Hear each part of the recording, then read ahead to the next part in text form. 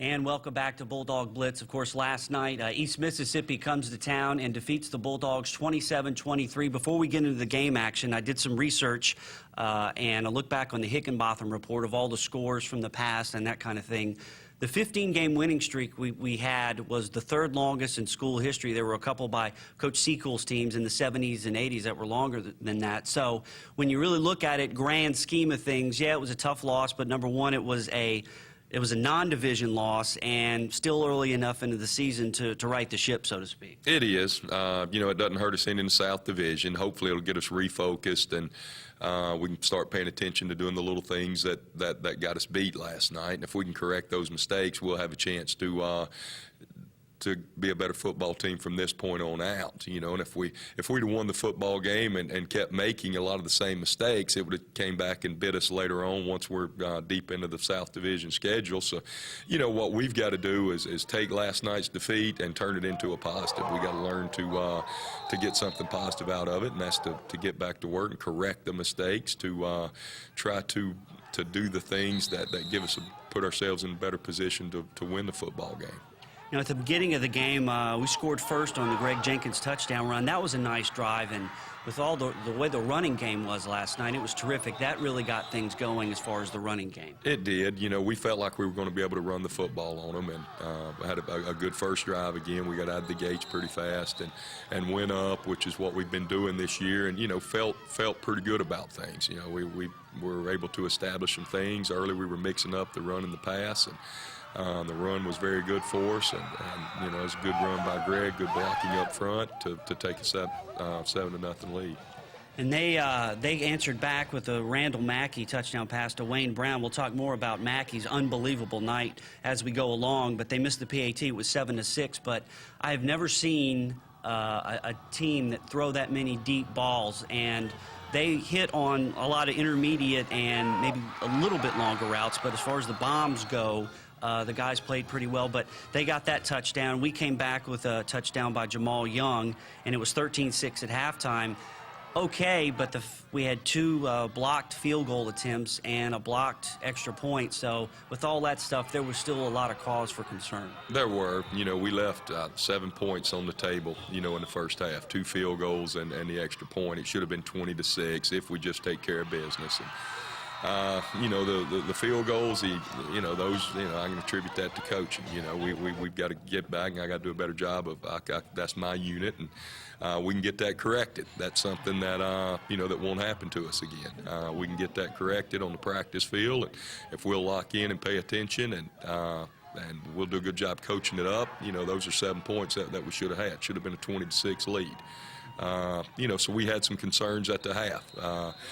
We need to learn to finish drives, put them on in the end zone, so that way we're not having to kick field goals. And it'd have been, we'd had a comfortable lead at the half. We did not do that, and as a result, that's what happens.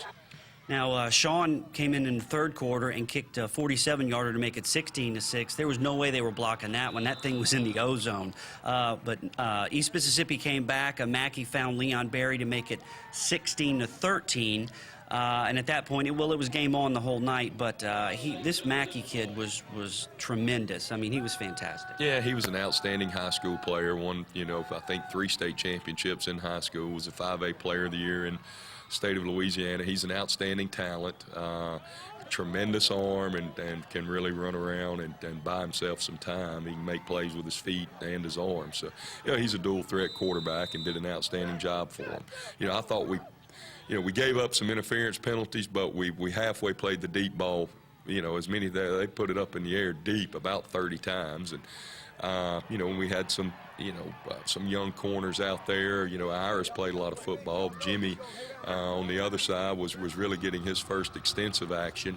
At corner, he's played great for us in special teams for the last year and a half, but a lot of extensive playing time at corner, and they've got a lot of talent. They've got some talented receivers and a great quarterback. So, you put the ball in the air that many times, something, the odds say they're going to catch some of them. After they scored to make it 16-13, we had just a terrific drive back down the field. It was capped by Jamal Young's touchdown, making it 23-13. And I think we ran for more than 330 yards. Jamal had something like 168, so that had to feel good. The running game, as far as the blocking, the O-line, and the running backs really exploded last night. It did. We came out and we were able to run the football. You know, the things that we needed to do in order to win the football game, we did. We were able to run the football, and we stopped the run. Now, normally if you do those things, you got a chance to win the football game. But then you turn the football over inside the 1, you turn the football over on the 4, you have kicks blocked, you can't get off the field on 3rd down. You know, all those things, we made enough mistakes to cost us the football game. So we did a lot of the things you need to do in order to win, rush the football and stop the rush. But then we did too many things that you can't do and win the football game, turnovers and the kicking game. After they scored, making it 23-20, Jamal had a great kick return, but then on 4th down, a great play call, but the execution wasn't there on that pass to Helms, and you really caught him. It was just the ball was a little overthrown. Yeah, you know, Greg had played well, you know, pretty much all night and had done a real good job. He's a freshman playing in his 4th college football game.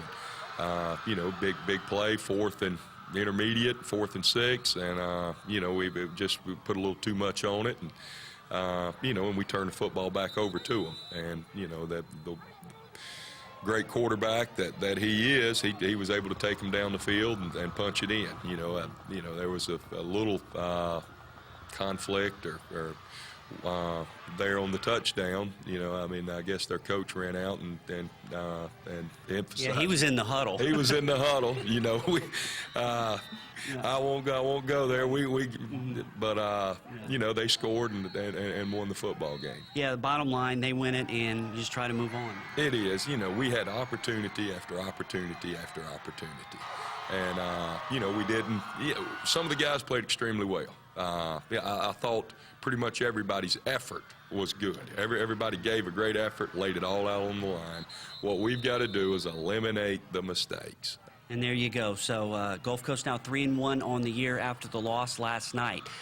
Coming up after the break, we'll take a look at a couple more teams who've only lost one game, both our men's and women's soccer teams. We'll take a look at that right after this. You're watching Bulldog Blitz on WLOX.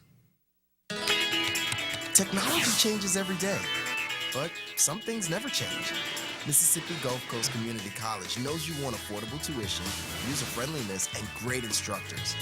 They deliver information on demand. They're experts in their field, and they're your link to a social network of personal communication. Seems the more things change, the more things remain the same. Mississippi Gulf Coast Community College. Real-time education just for you.